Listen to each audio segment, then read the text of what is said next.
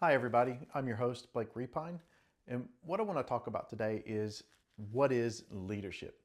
I was recently going through all the episodes in the Strategy, Leadership, and Impact podcast that I do and realized I haven't actually done one defining what leadership is. I've talked about a lot of the different qualities of leadership, myths about leadership, but never actually defined what leadership is. When I was in the Army, we defined leadership as a process of influencing others by providing purpose, direction, and motivation in order to accomplish a mission or task. And that purpose is the reason why we're doing something, the direction is how we're going to do it, and then the motivation is the will to do it. And you can also define leadership as an ability to guide and influence and inspire individuals and groups toward achieving a common goal. And it also involves creating a vision and setting direction and motivating others to work collaboratively while fostering an environment that encourages growth and innovation and resilience.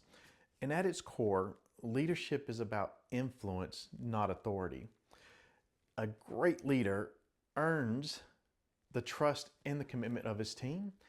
And I actually share an example of this in both of my books, and I've shared it before on a podcast. A sergeant major that I worked for once who had a very calm demeanor about him, and he never used his authority to get people to do things. And I asked him about that, and he said, if you can, there's going to be times when you have to use your authority, but if you can, always try to get people to do things without using your authority.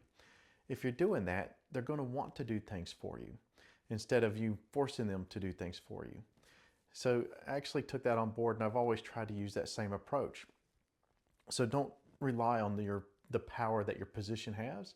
Rely on the influence that you can have. And effective leadership requires a mix of certain traits and skills and behaviors. And today I want to talk about 7 of those. And the first one is vision.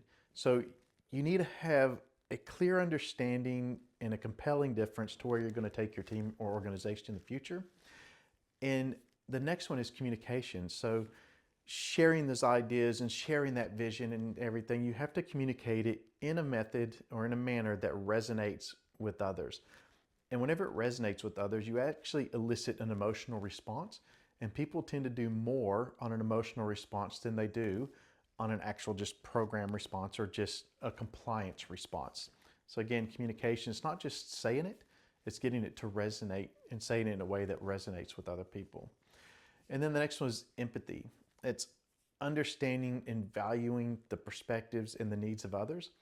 It doesn't necessarily mean sympathy, that's much different, but empathy is just really kind of putting yourself in their shoes and seeing it from their perspective. And I find sometimes this actually helps us whenever we're trying to understand why people are taking a certain approach, but also when we're trying to understand why people are doing certain things or try to understand their perspective. And then the next one is integrity. So I'm very big on integrity. This is about leading by example, and I'll do a whole nother video around leading by example. And this is having that honesty and accountability and ethical behavior, and also allowing other people to hold you accountable as well, not just you holding them accountable. Uh, and the next one is decision making. Making informed and some timely choices and decisions, oftentimes in challenging situations or challenging environments. And it's that decision making process that actually will help you be successful. They'll help you to be a good leader too, because a lot of times people, they just want direction. They want to know where are we going, what are we doing, and being able to make those decisions. And if you're not quite sure if that's the right way you should be doing something or the right direction you should be going to achieve your goal, let them know that too. That way, whenever you have to change directions or change how you're doing things, they understand why you're doing it. They look, we at least have to get moving to get started, to get going on that journey. And this is how we're going to go. When it doesn't work, let's take a step back. Let's evaluate it, and then let's change direction. Let's change our tactics, and let's get back on track and actually achieve our goal.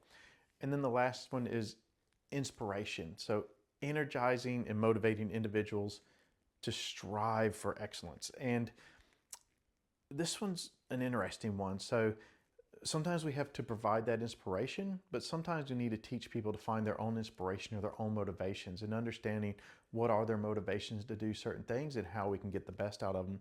Because motivation is temporary, it's an emotion, but we need to teach people self-discipline and discipline so that they can stay on track and get things done and get to where they want to go, because discipline will take you further, much further than motivation will, because motivation can be fleeting and it can slowly dissipate. But discipline and self-discipline doesn't, it stays consistent.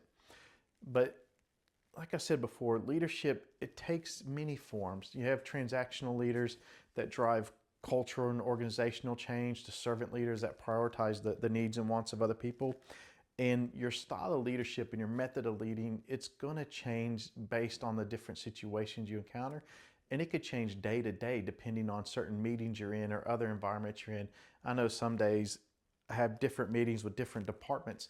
And each time I go into one of those meetings, I actually have to use a quite different leadership approach depending on the personality of that group, because work groups do tend to have certain personalities around them. And so the leadership approach I take has to change. So that adaptability, so that's one of the ones I actually miss. So adaptability, so navigating uncertainty and adjusting strategies as circumstances changes. I know my own leadership style has changed throughout the years as I've learned things. It has to be adaptable to different situations. Like I said, you have to constantly be changing. So you need to know a lot about leadership, a lot about how to motivate others, a lot about decision making in order to make that adaptability. So some people use the example of what's in your toolbox. So our leadership toolbox, all our tools in leadership, they have to be in this toolbox, and we build that collection up over time. And then whenever we need certain things, we take it out of the toolbox, we use it, and then we might put it back in. So just think about all this and how you actually define leadership, because it's going to be different for everybody. But ultimately, leadership is about creating a positive impact, aligning people's efforts, and really enabling them to achieve more together than they could apart. And that's the important thing to remember. One way you can really define a leader is if people follow you. You're not a leader until people decide to follow you. Until then, you're just an individual. So we all want to be great leaders. Let me know what you think. Thank you.